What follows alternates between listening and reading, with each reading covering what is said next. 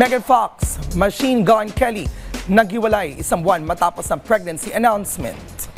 Tuluyan ang naghiwalay ang aktres na si Megan Fox at ang rapper na si Machine Gun Kelly isang buwan matapos silang ianunsyo ang pagbubuntis ng American actress. Ayon sa reports, nagdesisyong maghiwalay ang dalawa matapos ang Thanksgiving weekend sa Vail, Colorado noong November 28 dahil nakakita umano si Megan ng upsetting material sa cellphone ng American rapper. Samantala, ang baby na ini-expect nila this coming March ay magiging ika-4 na anak ni Megan at pangalawa naman para kay Machine Gun Kelly. Si Megan ay may 3 anak mula sa ex-husband niyan si Brian Austin Green, habang si Machine Gun Kelly ay may isang anak sa kanyang non-showbiz ex-girlfriend na si Emma Cannon. Matatandaan nagsimula ang kanilang relasyon noong 2020 at na-engage naman sila noong January 2022.